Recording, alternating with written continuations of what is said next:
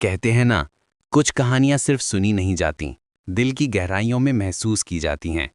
कभी मुस्कुराती हैं, कभी रुलाती हैं, और कभी हमें अपने बारे में बहुत कुछ सिखा जाती हैं।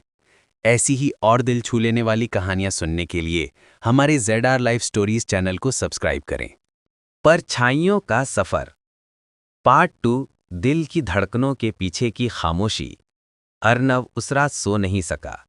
पार्ट 1 में मिली उस लड़की जिसका चेहरा शांत था पर आंखों में अनकहे तूफान। वह बार बार याद आ रही थी। उसकी आवाज, उसकी थरथराती सांसें, वो अचानक गुम हो जाने का तरीका, सब कुछ किसी रहस्य की तरह दिमाग में घूम रहा था। सुबह की हल्की ठंडी हवा चल रही थी। खिड़की के पर्दे हिल रहे थे, पर अर्नव की नजरें दीवार के उस कोने पर अटकी थीं जहां पिछली रात उसे लगा था जैसे कोई खड़ा हो। वो खुद से बोला, मुझे सच जानना ही होगा, वरना ये डर, ये सवाल दिल को खाए जा रहे हैं। 2। अजनबी की वापसी। दोपहर थी। अर्नव अपने छोटे से कैफे में बैठकर कॉफी पी रहा था। तभी दरवाजे की घंटी बजी। वह चौंका। दरवाजे पर वही लड़की खड़ी थी, धीरे, कांपते हुए, जैसे कुछ कहने की हिम्मत जुटा रही हो। तुम? अर्नव उठ गया। लड़की बोली, मुझे आपसे माफी मांगनी है। कल अचानक वहां से चली गई, डर गई थी। अर्नव ने जवाब दिया, कोई बात नहीं, बैठिए। वो बैठ गई, लेकिन उसकी आंखें बार बार कैफे के अंदरूनी कोनों को देख रही थी, जैसे उसे लगे कि कोई पीछा कर रहा है। अर्नव को उसका नाम जानने की जिज्ञासा हुई, पर उसने कुछ नहीं पूछा। लड़की अचानक बोली, मेरा नाम आर्या है। उसका नाम सुनते ही अर्नव के भीतर कुछ हल्का सा टूटा, जैसे कोई भूली हुई स्मृति जहन में दस्तक दे रही हो, पर वह याद स्पष्ट नहीं थी। 3। दिल की धड़कनों के पीछे की खामोशी। आर्या ने धीरे धीरे अपनी कहानी बतानी शुरू की।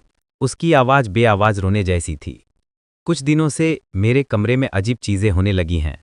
मैं सोती हूं लेकिन जागती किसी और जगह हूं। मेरी चीजें अपने आप हिलती हैं। और वह रुक गई। अर्नव ने पास बैठकर पूछा, और? आर्या ने फुसफुसाया, और कोई मुझे मेरे सपनों में बुलाता है। एक दरवाज़ा दिखता है। उस दरवाजे पर लिखा है आखिरी कमरा, और वो आवाज़ कहती है, आर्या, दरवाज़ा खोलो। अर्नव का दिल जोर से धड़का। उसे भी बचपन में ऐसा ही कुछ महसूस होता था। एक अजीब सपना, एक दरवाज़ा, लेकिन उसने अपने डर को बरसों पहले दफन कर दिया था। 4। एक अनदेखा रिश्ता। जब आर्या की आंखों से आंसू गिरने लगे, अर्नव ने बिना सोचे उसका हाथ पकड़ लिया। वह हाथ ठंडा था, बहुत ही ठंडा, जैसे बर्फ। उस पल उनमें एक अजीब जुड़ाव महसूस हुआ। डर, दर्द और दिल तीनों किसी अनजानी डोर से जुड़े रहे हों। आर्या ने कांपती हुई आवाज में कहा, क्या आप मेरे साथ चल सकते हैं? मुझे लगता है मैं अकेले इस सब का सामना नहीं कर पा रही। अर्नव ने उसका हाथ और कसकर पकड़ लिया। हाँ, मैं साथ हूं, अब अकेली नहीं हो। उसी क्षण कैफे की लाइट एक पल के लिए झपकी, और दीवार के पीछे से किसी के चलने जैसी हल्की ठक ठक की आवाज आई। दोनों ने एक दूसरे को देखा। दिल की धड़कनें अचानक तेज हो गईं। 5। परछाइयां जो पीछा करती हैं। शाम होते होते अर्नव आर्या को उसके घर छोड़ने गया। घर शहर के पुराने इलाके में था।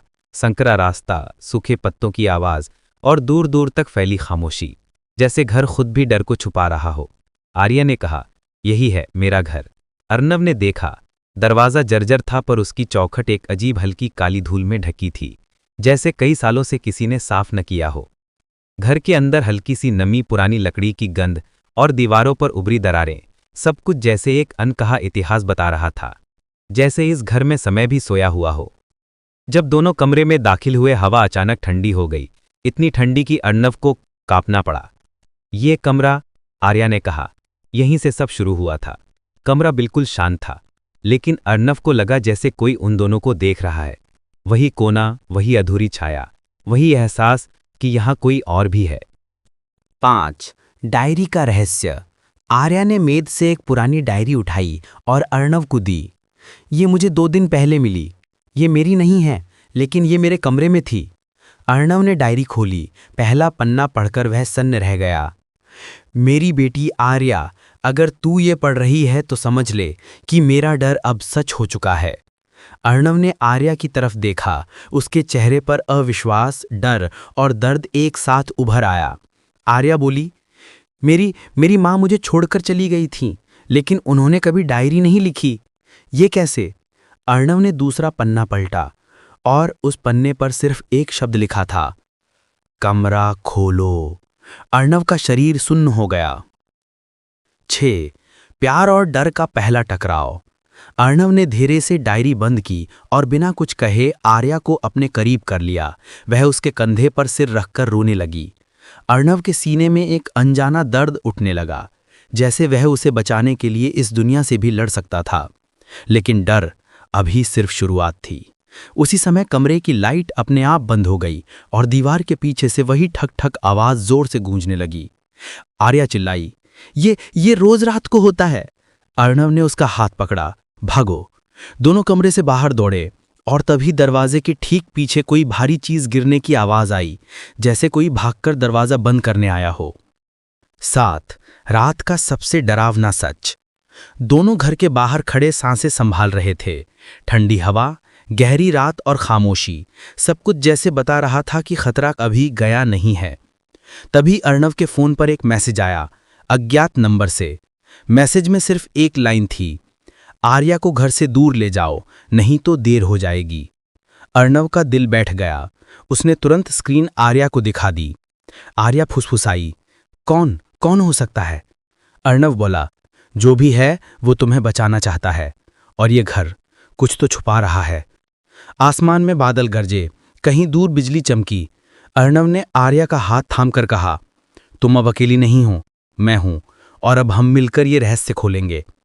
आर्या ने उसकी आंखों में देखा और पहली बार उसे विश्वास की झिलमिलाहट दिखाई दी। उसी पल घर की खिड़की के पीछे एक परछाई धीरे से हिलती दिखी। परछाई जो इंसानी नहीं थी,